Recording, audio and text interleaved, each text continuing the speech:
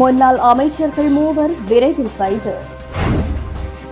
ஊர்காவல்துறையில் கவன ஈர்ப்பு நடவடிக்கையில் ஈடுபட்டு நைனாதீவு மக்கள். கையூட்டு விகாரை சுற்றாடல் காணிகளை விடுவிக்க முடிவு. ஜனாதிபதியாக ரணில் அல்லது சஜித் அரசு தரப்பில் இருந்து வந்த செய்தி. ரணில் வழங்கிய 10 பக்க வாக்குமூலம். கொல்லப்பட்ட ஊடகவியலாளர்களுக்கு நீதி கோரி யாழில் ஊடகவியலாளர்கள் போராட்டம். சுமந்திரனை கட்சியை விட்டு அனுப்ப வேண்டும் முன்னாள் பிரதேச சபை உறுப்பினர் காட்டம்.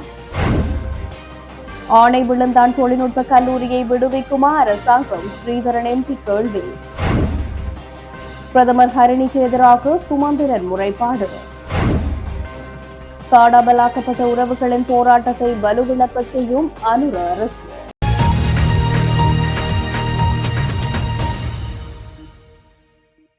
படுகொலை செய்யப்பட்ட ஊடகவியலாளர் தராவி சிவராம் மற்றும் ரஜிவர்மன் ஆகியோரின் நினைவேந்தல் நிகழ்வும் அவர்களின் படுகொலைக்கு நீதி கோரி போராட்டமும் முன்னெடுக்கப்பட்டது. யாழ்ப்பாணத்தில் அமைந்துள்ள படுகொலையான ஊடகவியலாளர்கள் நினைவு தூவி முன்பாக நடைபெற்ற இந்நிகழ்வில் யாழ்ப்பாணத்தை சேர்ந்த ஊடகவியலாளர்கள், தென்னிலங்கை ஊடகவியலாளர்கள் என்று பலரும் கலந்து கொண்டு சுடரேற்றி மலர் மாலை அணிவித்து மலர் தூவி அஞ்சலி செலுத்தினர். அதனைத் தொடர்ந்து படுகொலை செய்யப்பட்ட ஊடகவியலாளர்களுக்கு நீதி கோரி போராட்டம் முன்னெடுக்கப்பட்டது. அஞ்சலி நிகழ்வு ஆரம்பிக்கப்பட முன்னரே நினைவு தூவி அமைந்துள்ள பகுதியில் பெருமளவான போலீசார் சீருடைகளுடன் சிவில் உடைகளுடனும் குவிக்கப்பட்டிருந்தனர். அத்துடன் பெருமளவான புலனாய்வாளர்களும் குவிக்கப்பட்டு அச்சுறுத்தும் வகையில் செயற்பட்டதுடன் புகைப்படங்கள் மற்றும் காணொலிகளை எடுத்தனர்.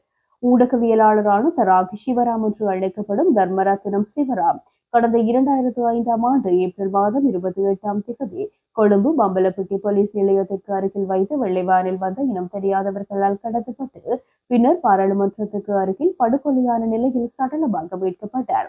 ஊடகவியலாளரான செல்வராஜா ரஜிவர்மன் உதயன் பத்திரிகையின் அலுவலக செய்தியாளராக கடமையாற்றி வந்த வேளை கடந்த 2007ஆம் ஆண்டு ஏப்ரல் மாதம் 29ஆம் தேதி காலை 10 மணியளவில் ஸ்டான்லி வீதியில் வைத்து மோட்டார் சைக்கிளில் வந்த இனம் தெரியாத நபர்களால் சுட்டு படுகொலை செய்யப்பட்டிருந்ததையும் இந்நேரத்தில் நினைவு கூறப்பட வேண்டியது. மாமனிதர் தராகி சிவராம் அவருடைய 20வது ஆண்டு நினைவேந்தலில் நாங்கள் பங்கெடுத்திருக்கோம்.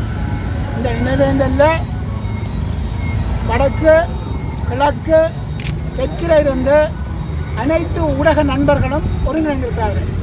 வடகிழக்கு, தெற்கில் இருக்கின்ற பலம் வாய்ந்த ஊடக அமைப்புகள் ஒரு நீண்ட இடைவெளிக்கு பிறகு மாமனிதர் தராகி சிவராம் உள்ளிட்ட ஊடகவியலாளர்களது படுகொலைக்கு நீதி கோரி இன்று ஒன்று திரண்டிருக்கிறோம். சிவராம் உள்ளிட்ட 41 தமிழ் ஊடகவியலாளர்கள் கொல்லப்பட்டோ காணாமலோ ஆக்கப்பட்டிருக்கிறார்கள். மாறி மாறி ஆட்சியில் இருந்த ஆட்சியாளர்கள் அவ்வாறான கொலைகள், கடத்தல்கள், காணாமல் போதல்களுக்கு தீர்வு தருவதாக சொல்லிக் கொண்டிருக்கின்றார்களே அன்று நிஜத்தில் எதனையுமே ஒரு புள்ளியை கூட நகர்த்தியதாக வரலாறு இல்லை. கொலை செய்யப்பட்ட 39 தமிழ் முஸ்லீம் உடவியாளர்களுடைய கோவைகள் நீதிமன்ற கிடப்பில் போடப்பட்டிருக்கின்றன. சட்டமா அதிபர் திணைக்களத்தின் ஆலோசனைகளை நாங்கள் பெற்றுக்கொள்வதாக கூறி அனைத்து கோவைகளும் கிடப்பில் போடப்பட்டிருக்கின்றன. ஆனாலும் நண்பர் லசந்த, பிரஹீத் போன்றவர்களது கோவைகள் விசாரணைக்கு எடுக்கப்பட்டிருப்பதாக சொல்லப்படுகின்ற போதிலும் அவை நகர்வதாக நாங்கள் நம்புகிறோம். வெறுமனே ஆட்சிகளை நீண்ட காலத்துக்கு தக்க வைத்துக் கொள்வதற்கான உத்திகளாக ஊடகவியலாளர்கள் நலன்கள் தொடர்பாக பேசுவதோ, ஊடக படுகொலைகள், காணாமல் போதல்கள் தொடர்பாக பேசுவதோ வழமையான செயல்பாடாக இருக்கிறது. அந்த வகையில் தங்கள் ஆட்சியை நீடிப்பதற்கு அல்லது மீண்டும் ஒருமுறை ஆட்சி கதியை தக்க வைப்பதற்கு ஆட்சியாளர்கள் பயன்படுத்துகின்ற துருப்புச்சீட்டாக ஊடக படுகொலைகள் தொடர்பான விடயங்கள் பேசப்படுகின்றன. உண்மையிலேயே குற்றவாளிகள் வெளியேறும், கொல்லப்பட்ட உடவியலாளர்கள், காணாமலாக்கப்பட்ட உடவியலாளர் குடும்பங்கள் நட்டாற்றிலுமான வாழ்க்கை தொடர்கிறது. நல்லாட்சி காலத்திலே நஷ்டவீடு இடைக்கால நிவாரணமாக வழங்கப் போவதாக கூறி செய்த விசாரணை ஆணைக்குழு அதை பற்றி எதுவுமே தெரியாதென இலங்கை பிரஸ் கவுன்சில் தெரிவிக்கிறது. கண்மூடித்தனமாக அல்லது கண்மூடியாக வெளியே ஏமாற்றுவதற்காக மாறி மாறி மாறி ஆட்சியில் இருப்பவர்கள் பயன்படுத்துகின்ற ஒரு அஸ்தியாக இருக்கிற நிலையில முன்னைய அரசாங்க காலத்தில் அமைச்சர்களாக பதவி வகித்த 3 அரசியல்வாதிகள் விரைவில் கைது செய்யப்பட உள்ளதாக தெரிய வந்துள்ளது. சட்டவிரோத வாகன பயன்பாட்டு குற்றச்சாட்டின் கீழேயே இவர்கள் கைது செய்யப்பட உள்ளதாக தெரிவிக்கப்பட்டுள்ளது. பதிவு செய்யப்படாத வாகனங்களை பயன்படுத்திய குற்றச்சாட்டின் கீழ் ஏற்கனவே முன்னாள் அமைச்சர்கள் மூவர் கைது செய்யப்பட்டு பிணையில் செல்ல அனுமதிக்கப்பட்டுள்ளனர். இந்நிலையில் எதிர்வரும் நாட்களில் மேலும் 3 முன்னாள் அமைச்சர்கள் அதே குற்றச்சாட்டின் கீழ் கைது செய்யப்பட உள்ளதாக தகவல்கள் வெளியாகியுள்ளன. முன்னைய அரசாங்கத்தின் முக்கிய அமைச்சர் ஒருவரும் அதில் உள்ளடங்கியிருப்பதாகவும் தெரியவந்துள்ளது. உள்ளூராட்சி மன்ற தேர்தல் தொடர்பில் இன்றைய தினம் காலை 6 மணியுடன் நிறைவடைந்த 24 மணித்தியாலங்களில் 30 முறைப்பாடுகள் கிடைக்கப்பெற்றுள்ளதாக போலீசார் தெரிவித்துள்ளனர். அதன்படி வன்முறை சம்பவங்கள் தொடர்பில் 9 முறைப்பாடுகளும், தேர்தல் சட்ட விதிகளை மீறியமை தொடர்பில் 21 முறைப்பாடுகளும் கிடைக்கப்பெற்றுள்ளன. பதிவாகியுள்ள முறைப்பாடுகள் தொடர்பில் வேட்பாளர் ஒருவரும் 7 ஆதரவாளர்களும் கைது செய்யப்பட்டுள்ளனர். கடந்த மார்ச் மாதம் 3ஆம் தேதி முதல் இன்றைய தினம் காலை வரை உள்ளூராட்சி மன்ற தேர்தல் தொடர்பில் 398 முறைப்பாடுகள் பதிவு செய்யப்பட்டுள்ளன. குறித்த காலப்பகுதியில் 30 வேட்பாளர்களும் 131 ஆதரவாளர்களும் கைது செய்யப்பட்டுள்ளதுடன் 31 வாகனங்கள் பறிமுதல் செய்யப்பட்டுள்ளதாக போலீசார் தெரிவித்திருக்கின்றனர். யாழ் நைனாதீவை சேர்ந்த பொதுமக்கள் இன்று கவனஈர்ப்பு போராட்டத்தில் ஈடுபட்டனர். நைனாதீவு இறங்குதுறையில் மணல் ஏற்றி இறக்கும் தொழிலில் ஈடுபடும் இளைஞர்களுக்கு நீதி வேண்டியே இவ்வாறு கவன ஈர்ப்பில் ஈடுபட்டனர். நேற்று முன்தினம் மணல் ஏற்றி இறக்கும் இறங்குதுறையில் தொழிலாளிகளுக்கும் தொழில் வழங்குனருக்கும் இடையே ஏற்பட்ட முரண்பாடு கைகலப்பாக மாறியிருந்தது. இதனைத் தொடர்ந்து இரு தரப்பினருக்கும் இடையில் தொடர்ந்தும் முறுகல் நிலை ஏற்பட்டிருந்த நிலையில் தொழிலாளி ஒருவர் காணாமல் போயிருந்தார். இந்நிலையில் தொழிலாளிகளின் உறவினர்கள் அவருடன் முரண்பாட்டில் ஈடுபட்டிருந்தவர்களில் இருவரை தமது கட்டுப்பாட்டில் வைத்திருந்தனர். போலீஸ் நிலையத்தில் இருதரப்பினராலும் வழங்கப்பட்ட முறைப்பாட்டின் அடிப்படையில் காணாமல் போன மற்றும் ஒரு தரப்பினரின் கட்டுப்பாட்டில் இருந்த இருவரும் சம்பந்தப்பட்டவர்களால் விடுவிக்கப்பட்டனர். தற்பொழுது தொழிலாளிகள் தரப்பை சேர்ந்த 8 பேர் ஊர்காவல்துறை போலீசார் கைது செய்திருக்கின்றார்கள். போலீசார் பக்கச்சார்பாக நடப்பதாகவும் இதற்கு நீதி கோரியும் ஊர்காவல்துறை இறங்குதுறையில் இக்கவன ஈர்ப்பு போராட்டமானது இன்றைய தினம் இடம்பெற்றது. வடக்கு தையிட்டியில் ஆக்கிரமிக்கப்பட்ட பொதுமக்களின் நிலத்தில் கட்டப்பட்டிருக்கும் விகாரியை சூழ இருக்கும் காணிகள் பலவற்றை விடுவிப்பதற்கு அரசு உயர்மட்டத்தில் தீர்மானிக்கப்பட்டிருப்பதாக தெரிய வருகின்றது. எதிர்வரும் 6ஆம் தேதி உள்ளூராட்சி சபை தேர்தல் வாக்களிப்புக்கு முன்னர் பெரும்பாலும் அடுத்து வரும் சில தினங்களில் இந்த காணி விடுவிப்பு இடம்பெறும் சாத்தியங்கள் இருக்கின்றன என தெரிய வருகின்றது. இப்பொழுது தையட்டி விகாரி கட்டப்பட்டுள்ள காணிகளை தவிர்த்து சுற்றாடலில் இன்னமும் பொதுமக்கள் செல்வதற்கு அனுமதிக்கப்படாத காணிகளை அடையாளம் கண்டு விடுவிப்பதற்கான நடவடிக்கைகளை அரசு ஏற்கனவே எடுத்திருப்பதாக தெரிய வருகின்றது.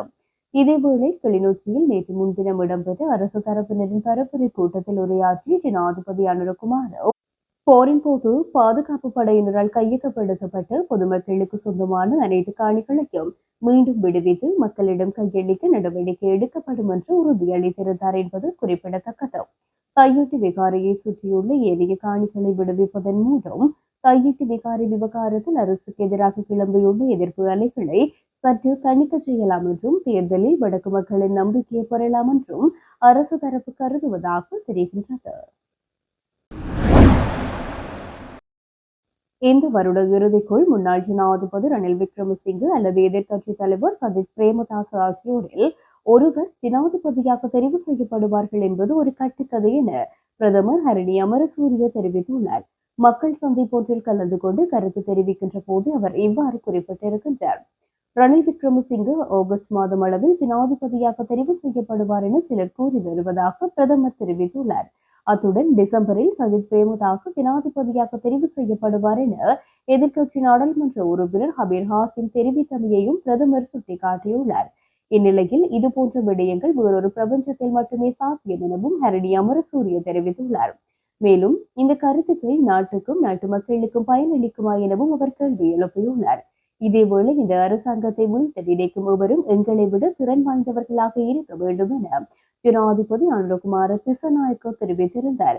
அதனை மேற்கோள் காட்டிய பிரதமர் ஹரணி அமரசூரிய வேறொருவர் ஆட்சி பீடம் ஏறுவதற்கான ஒரே வழி இதுதான் என்பதை சுட்டிக்காட்டியுள்ளார். அத்துடன் அரசாங்கத்தின் ஸ்திரத்தன்மை குறித்து மக்கள் சந்தேகம் கொள்ள தேவையில்லை என்றும் அவர் தெளிவாக கூறியிருக்கின்றார். லஞ்ச ஒழிப்பு ஆணைக்குழுவுக்கு சென்றிருந்த முன்னாள் ஜனாதிபதி ரணில் விக்ரமசிங்க மிக நீண்ட வாக்குமூலத்தினை வழங்கியுள்ளதாக தெரிவிக்கப்படுகின்றது. சுமார் 10 பக்கங்களுக்கான வாக்குமூலத்தினை முன்னாள் ஜனாதிபதி ரணில் விக்ரமசிங்க இதன் பொழுது வழங்கியிருக்கின்றார். இதன்பொழுது முன்னாள் ஜனாதிபதி ரணில் விக்ரமசிங்கவிடம் 3 மணி நேர வாக்குமூலம் பெறப்பட்டுள்ளது. ஊவா மாகாணத்தின் முன்னாள் முதலமைச்சர் சாமர சம்பத் தசநாயக்க முதலமைச்சராக இருந்தபோது நடந்த மோசடி சம்பவம் தொடர்பில் ரணில் விக்ரமசிங்கவிடம் வாக்குமூலம் பெறப்பட்டுள்ளது. இந்த மோசடி தொடர்பில் ஏற்கனவே சாமர சம்பத் தசநாயக்க கைது செய்யப்பட்டு சிறையில் வைக்கப்பட்டிருந்த நிலையில் அது குறித்து முன்னாள் ஜனாதிபதி ரணில் விக்ரமசிங்க வெளியிட்ட அறிக்கைக்கு அமைய அவர் லஞ்ச ஊழல் ஒழிப்பு ஆணைக்குழுவுக்கு விசாரணைக்காக அளிக்கப்பட்டிருந்தது குறிப்பிடத்தக்கது. நாடளாவிய ரீதியில் மேற்கொள்ளப்பட்ட விசேட சுற்றிவளைப்பு நடவடிக்கையில் 331 பேர் கைது செய்யப்பட்டுள்ளதாக போலீஸ் ஊடக பிரிவு தெரிவித்துள்ளது. இந்த கைது நடவடிக்கையானது நேற்றைய தினம் மேற்கொள்ளப்பட்டுள்ளது. இதன்போது குறித்த சந்தேக நபர்கள் போதைப்பொருளுடன் கைது செய்யப்பட்டுள்ளதாக தெரிவிக்கப்படுகின்றது. இதன்படி ஹெரோயின் போதைப்பொருள் மற்றும் ஐஸ் போதைப்பொருள் என்பன கைப்பற்றப்பட்டிருக்கின்றது. அதாவது ஹெரோயின் போதைப்பொருளுடன் 98 பேரும், ஐஸ் போதைப்பொருளுடன் 127 பேரும், கஞ்சா போதைப்பொருளுடன் 104 பேரும், குஷ் போதைப்பொருளுடன் 2 பேரும் போலீசாரால் கைது செய்யப்பட்டுள்ளனர். இந்த விசேட சுற்றிவளைப்பு நடவடிக்கையின் போது 142 gram, 122 milligram heroin, 157 gram, 123 milligram ice போதைப்பொருளும், 8 கிலோ 454 கிராம் கஞ்சா போதைப்பொருளும், 2 கிராம் 410 மில்லிகிராம் ஹெச் போதைப்பொருளும் போலீசாரால் கைப்பற்றப்பட்டதாக போலீஸ் ஊடக பிரிவு மேலும் குறிப்பிட்டுள்ளது. ஊடகவியலாளர் மாமனிதர் தராகி சிவராமின் 20ஆம் ஆண்டு நினைவேந்தல் நிகழ்வு முல்லைத்தீவு ஊடக அமையத்தில் உணர்வுபூர்வமாக அனுஷ்டிக்கப்பட்டது. முல்லைத்தீவு ஊடக அமையத்தின் தலைவர் கணபதி பிள்ளை குமணன் தலைமையில் இடம்பெற்ற குறித்த நிகழ்வில் ஊடகவியலாளர் சிவராமின் திருவுருவ படத்துக்கு மலர் மாலை அணிவிக்கப்பட்டு சுடரேற்றி மலர் தூவி அக்கவணக்கம் செலுத்தப்பட்டு அஞ்சலி நிகழ்வு உணர்வு பூர்வமாக நடைபெற்றிருந்தது. அதனைத் தொடர்ந்து சோமேதரனின் தராகி ஆவணப்பட திரையிடலும் கலந்துரையாடலும் இடம்பெற்றிருந்தது.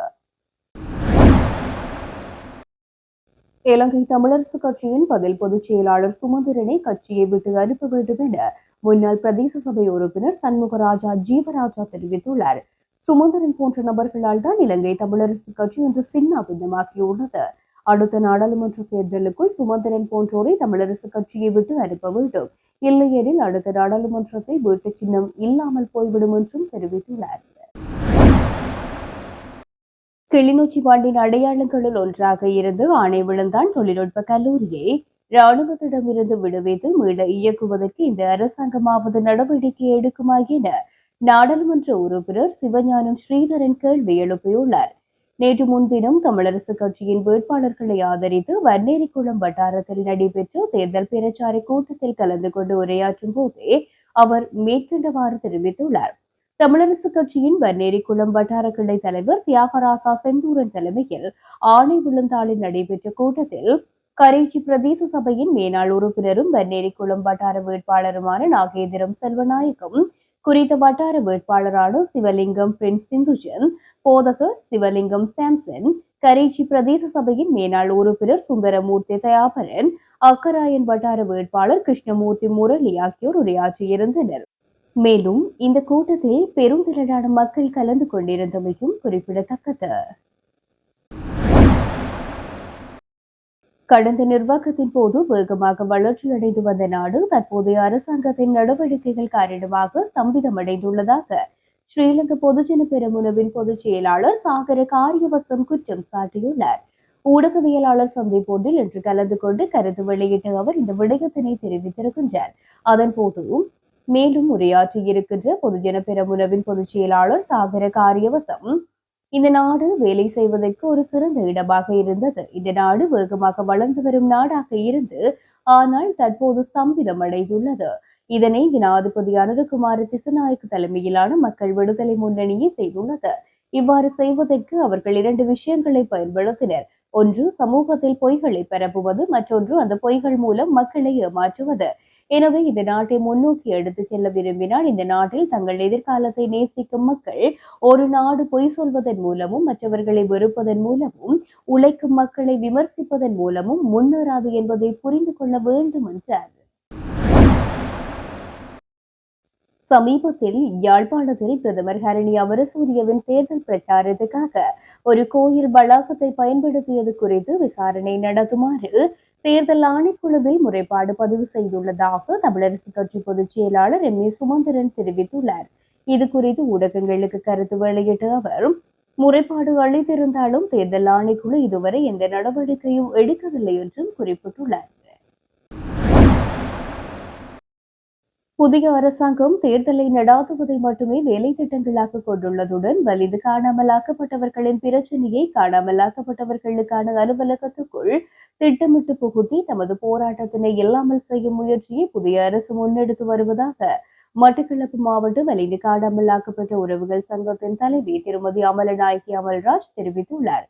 மட்டக்களப்பு மாவட்ட வலிந்து காணாமலாக்கப்பட்ட உறவுகள் சங்கத்தின் வருடாந்த பொதுக்கூட்டமும் புதிய நிர்வாக தெரிவும் இன்றைய தினம் காலை நடைபெற்றது. மட்டக்களப்பு அமெரிக்க மிஷன் மண்டபத்தில் மட்டக்களப்பு மாவட்ட வலிந்து காணாமலாக்கப்பட்ட உறவுகள் சங்கத்தின் தலைவி திருமதி அமலநாயகி அமல்ராஜ் தலைமையில் இந்த கூட்டம் நடைபெற்றது. இந்த கூட்டத்தில் மட்டக்களப்பு மாவட்டத்தில் உள்ள வலிந்து காணாமலாக்கப்பட்டவர்களின் உறவினர்கள் கலந்து கொண்டிருந்தனர். இதன்போது தலைவராக மீண்டும் திருமதி அமலநாயகி அமல்ராஜ் தெரிவு செய்யப்பட்டார். செயலாளராக திருமதி ராஜன் தேவகி தெரிவு செய்யப்பட்டதுடன் பொருளாளராக ரவிச்சந்திரன் வினோஜியா தெரிவு செய்யப்பட்டார். சங்கத்தின் உபத்தலைவராக வி குருகுலசிங்கம் தெரிவு செய்யப்பட்டதுடன் உப செயலாளராக சே திலகவதி தெரிவு செய்யப்பட்டார். ஒவ்வொரு பகுதிகளுக்குமான இணைப்பாளர்களும் இதன்பொழுது தெரிவு செய்யப்பட்டனர். மட்டக்களப்பு மாவட்ட வலிந்து காணாமலாக்கப்பட்ட உறவுகள் சங்கத்தின் ஆலோசனை குழுவும் அமைக்கப்பட்டது. நிர்வாக தெரிவினை தொடர்ந்து சங்கத்தின் எதிர்கால செயற்பாடுகள் மற்றும் தற்போதைய நிலைமைகள் குறித்து கருத்து பகிர்வுகள் மேற்கொள்ளப்பட்டன.